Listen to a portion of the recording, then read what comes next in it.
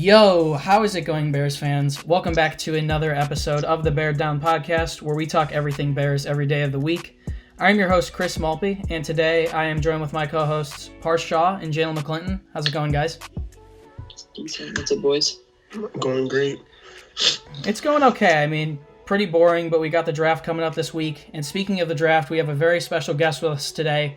We've got the co-host, editor, and writer for the Chicago Audible, a University of Iowa alumni, which sits pretty well with me, a DePaul grad student with over 2.7 thousand followers and 29,000 Bears-related tweets. Welcome to the show, Nicholas Moreano.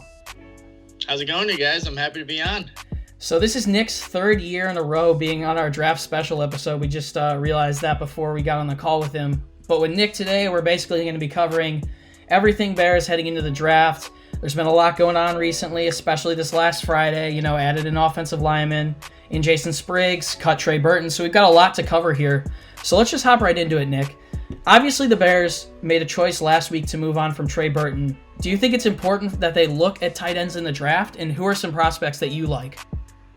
Yeah, so I thought when I heard the news, it was a bit surprising, but when you look at the availability of Trey Burton, that's why the Bears made that move. Mm-hmm. And obviously there's a lot of guys on that roster. I think 9 still under contract, including Jimmy Graham, who they kind of brought in to be that new move tight end. But just some guys that I really like that I got a chance to talk to as well when I was at the Senior Bowl. Brycen Hopkins is a guy that I think can come in and be someone that you're looking for as that receiving threat down the field, which is very important in Matt Nagy's offense. Also got a chance to talk to Adam Troutman a little bit, and he's just been picking up a lot of steam and a lot of just publicity, even though he's from, Dayton. Yeah. But I think those are two guys you look at, possibly could be guys the Bears are really interested in.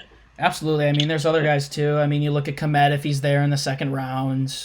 Harrison Bryant's someone I like personally. But, yeah. Troutman's definitely the most intriguing prospect in my opinion. But moving on, the Bears currently have some in-house players slated to start in the secondary in Deion Bush and Kevin Tolliver. Which one of those guys are you most comfortable starting? And do you find cornerback or safety to be the more pressing need in the draft?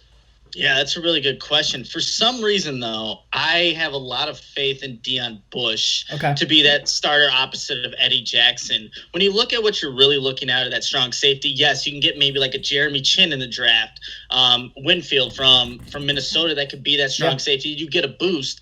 But if you have anything close to what an Adrian Amos can provide, that strong safety spot opposite of Eddie Jackson, I think as a defense, you can live with that.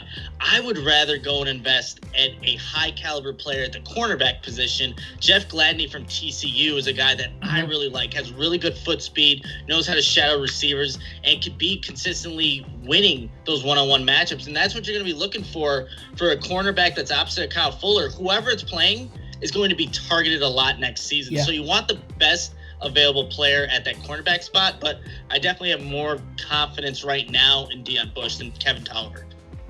Definitely. So staying on tight end, if Cole Kmet isn't there in the second round for the Bears, it seems like a smart idea to trade down for someone like Adam Trott, Harrison Bryant, or Brycen Hopkins. So this allows the Bears to recoup more day 3 picks for Ryan Pace, a spot where he seems to, find great gems. So do you think it's a possibility that we trade down if those tight ends aren't there?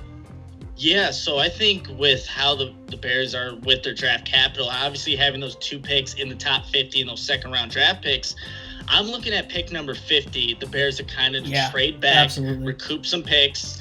Those tight ends, personally, I don't know if I'm investing in a second-round tight end. Yeah. But I think that third round, if you can get someone back there, that'd be a pretty sweet spot to get a tight end that you could definitely see production from. But you got to remember, tight ends in their first year haven't consistently produced. And I was like a guy like George Kittle wasn't that much of a contributor, but now you see him now, one of the best tight ends in the league.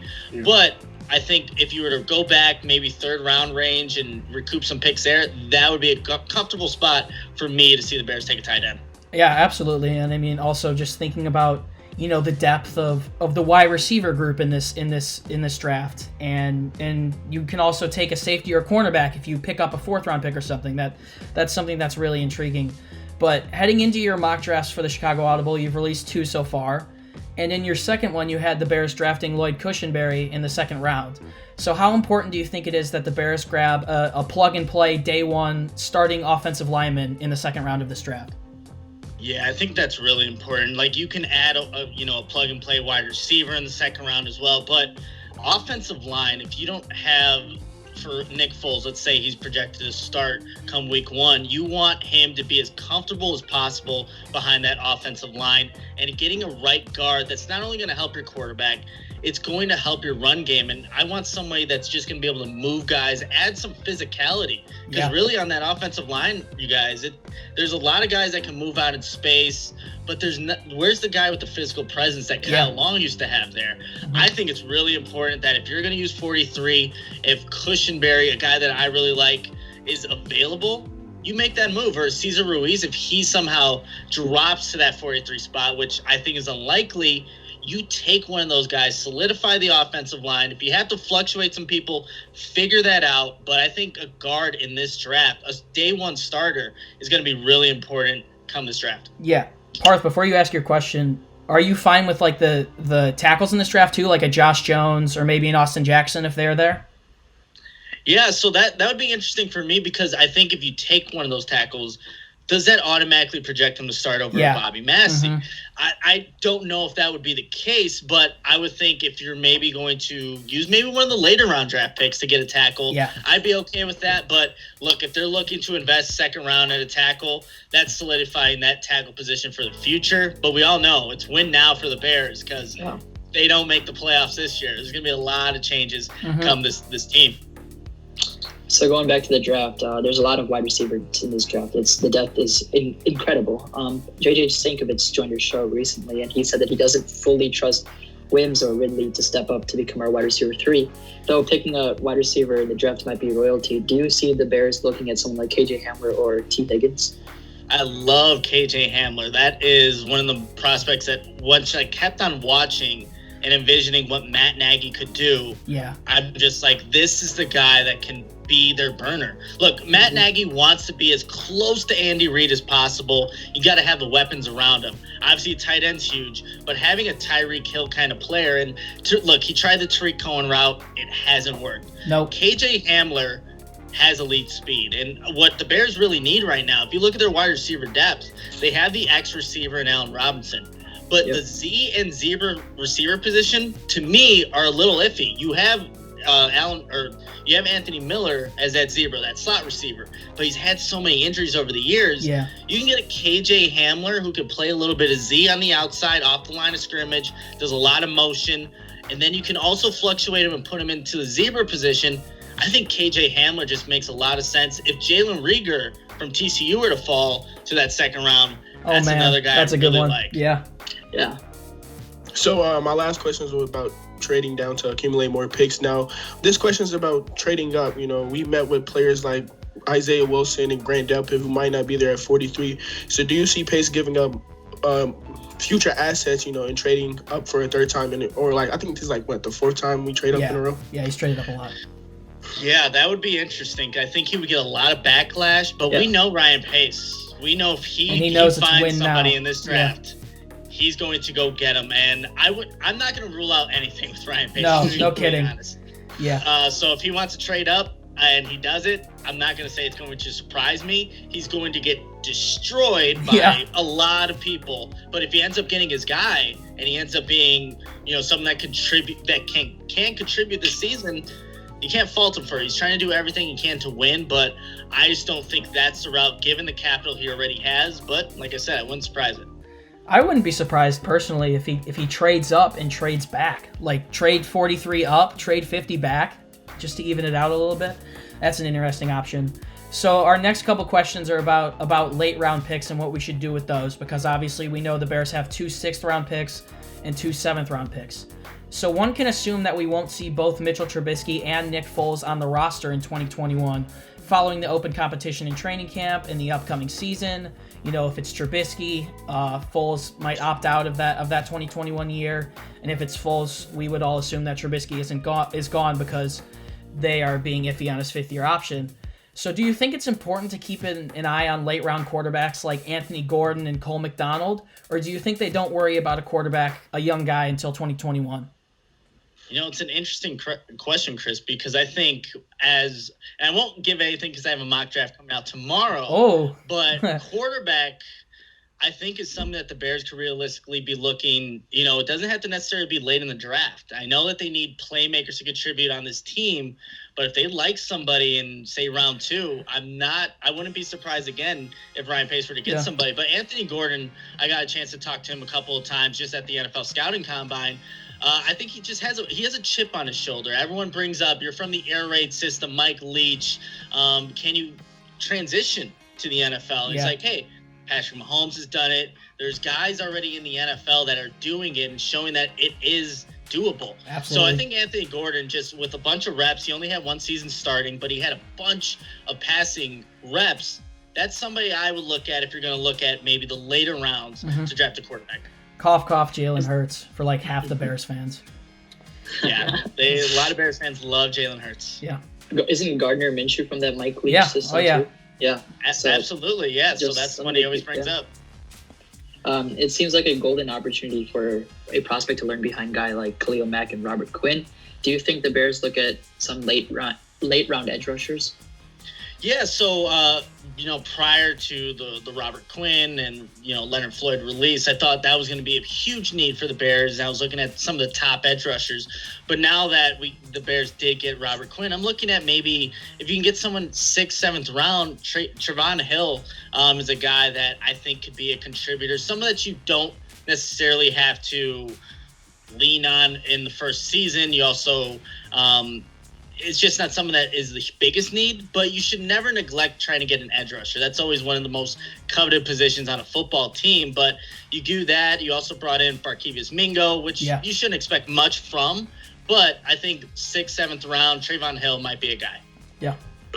So do you think it's a possibility that we take a late round running back? Tariq Cohen didn't have his best year with us last year, and it's way more players that probably need to be re-signed, like Allen Robinson. James Daniels is coming up, Anthony Miller as well. So what do you think? Do you think it's a strong possibility we take a late round running back to potentially replace Tariq? Yeah, so that's going to be an interesting one, too. I think if you're looking at possibly getting somebody to replace Tariq Cohen, you want someone that has versatility to an offense. Antonio Gibson from Memphis is a guy that really does it all. At the Senior Bowl, when I talked to him, he was listed as a running back. The Combine, he was listed as a wide receiver. He's a guy that really brings a lot of versatility to an offense. So that's someone, maybe if you're looking round 5, that's somebody that can replace him. But I just think that Matt Nagy really needs to look at what he already has on his roster. Cordell Patterson did a lot of good things for the Patriots in 2018 out of the I formation. Yeah. The Bears ran the I formation with Cordell Patterson 3 times. And with the Patriots, they ran it 17 times. He had over 5 yards a carry. I think Matt Nagy first needs to evaluate and see what he has before he goes and adding more players, because I think Cordell Patterson could be an option. At the Scouting Combine, he said that, well, look, Matt Nagy, Ryan Pace say a lot of things, and usually they go against their word, but they want to get more reps for Cordell Patterson. I think at running back, you can do that. Yeah. Do you think Cohen's on the roster after this season? I personally don't think he is. I don't think he is either. I think when you look at what he does, yes, he can be a slot receiver, he can be a running back, but they just haven't figured it out. Matt Nagy hasn't put him the best positions possible, and Tariq Cohen does it to himself when he wants to run out of bounds. So it's a little bit of both, and I just think, using my gut here, we won't see Tariq Cohen after the season. Yeah. What do you think, Parth and Jaylen? Cohen or no in 2021? I've already said no, but it also all depends on how this year goes. Let's say if he returns to his 2018 form. Yeah. Or let's say if we can actually get the offense going under Nick Foles this time. Yeah.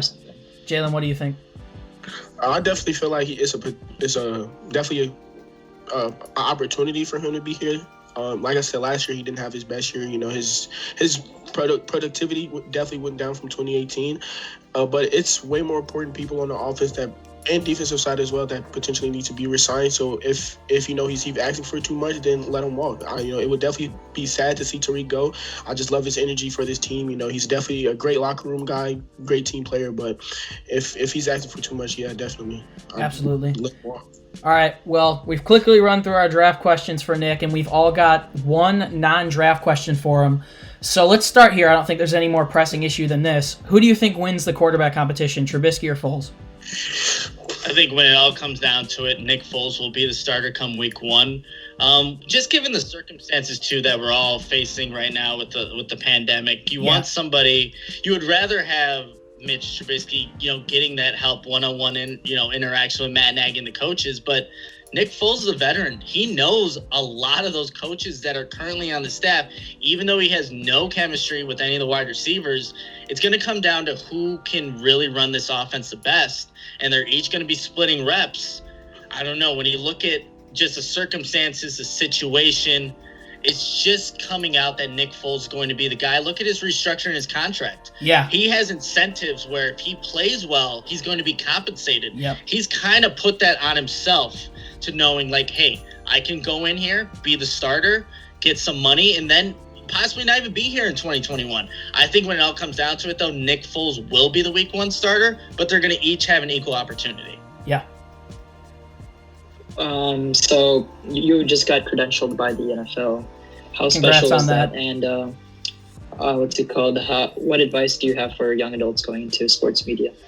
Yeah, so we got credentialed. I got credentialed to go to the Senior Bowl earlier this year. Thank you, and then also the Combine. But yeah, it was a really special moment. I was on the train going to class at DePaul when Will called me, and he's like, Nick, I have huge news. I'm like, what just happened? Are we going to get sued again by the NFL or whatever it may be?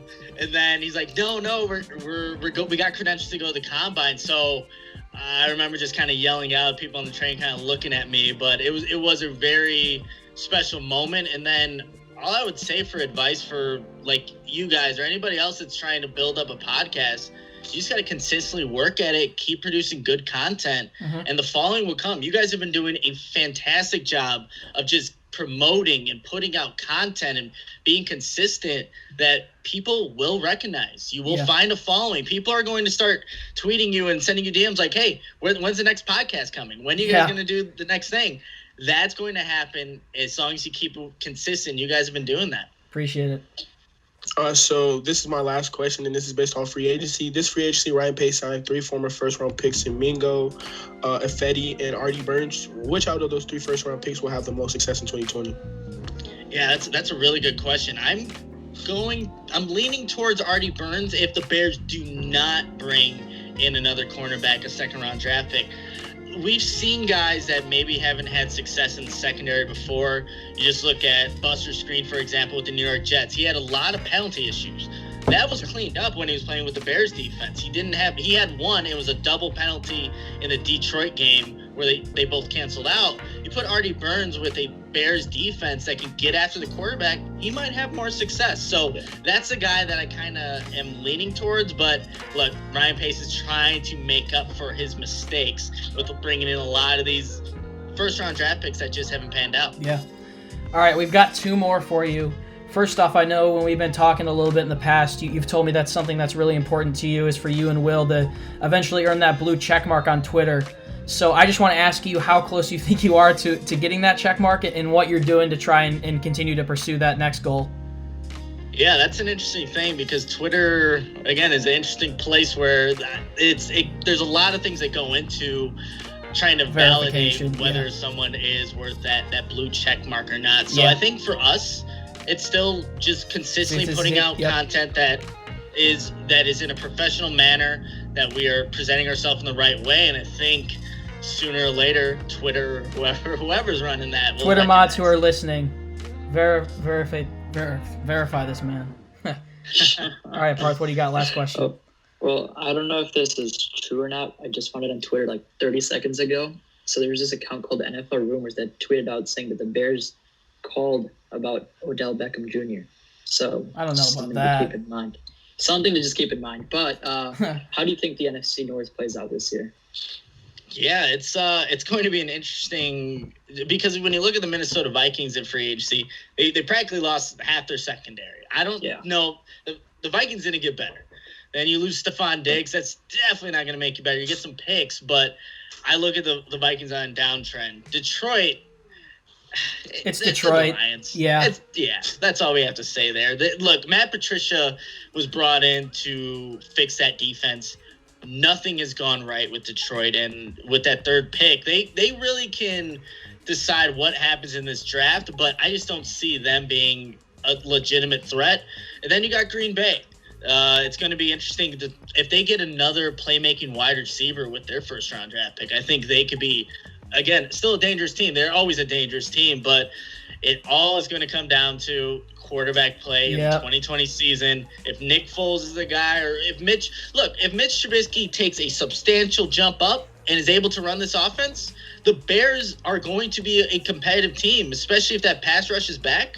Yeah. So it's going to be a very competitive division. We do have one more playoff spot open now with the new CBA, new league rules. Yeah. So it's a competitive NFC, and the NFC North is no laughing matter whatsoever. Mm-hmm. So I actually did have one more question left. It's two questions in one. Who do you think is the most underrated Bear on this team, and which Bear do you think is going to break out in 2020? Ooh, good question.